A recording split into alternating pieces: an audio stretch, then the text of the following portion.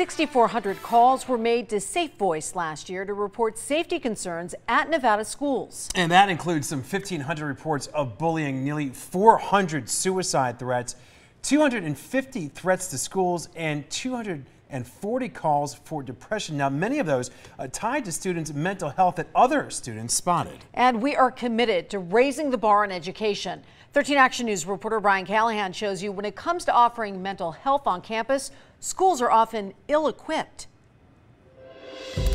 School psychologists say each year they're seeing more of their co-workers leave the district than are coming in. At the same time, they say last year they saw an 11% increase in the number of students who were institutionalized, saying those numbers are going in the wrong directions. We would love to provide that to you, but at this time, it's not something that we can offer. Dr. Katie Dockweiler says that's often what she has to tell parents looking for help for their children in all but the most extreme cases and special education evaluations. It's incredibly frustrating. One of the biggest barriers is simple mathematics. The county has one school psychologist for every 2,000 students. The national recommendation is one for every 500 students. We're 4 times over that, and that really prevents us from doing a lot of the work that we would like to do. A study by Child Trends estimates that half of Nevada's children go through at least one adverse childhood experience, with the most common of those traumatic events being divorce, but also including neglect, abuse, and the arrest of a family member.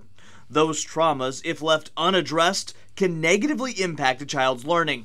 And it's sad because the kids are the ones that suffer. State leaders know the value of psychologists like Dockweiler. Without them at the schools, teachers have to deal with everything all on their own. So they have to deal with not only teaching math or literature or science, they have to deal with trauma. While they would like to increase the number of mental health professionals on campuses, the big problem is the same thing that impacts a lot of shortages statewide. Funding has been a huge challenge. To work around the barrier, the state is hoping to make a change that would allow schools to bill Medicaid for some of the psychologists' work to increase the funding. The Department of Education is also hopeful Governor Steve Sisolak will be able to move mental health dollars from the marijuana tax towards school safety. The state can contribute to getting more mental health professionals, school counselors into our schools. Dockweiler says something needs to be done, not only for pay and funding for extra positions, but also finding a way to educate more school psychologists here in the Valley.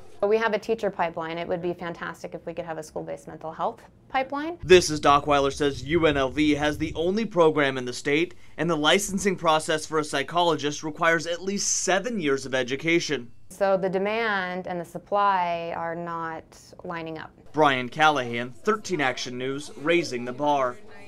And psychologists say that parents can help by taking schools up on recommendations to seek additional services the schools simply can't offer. All right, well, we also need your help in raising the bar. So we're looking for members to join our advisory community.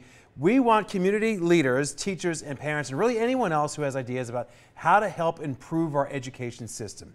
Just send us an email to raisingthebar@ktnv.com, and be sure to please also include your name and your phone number as well.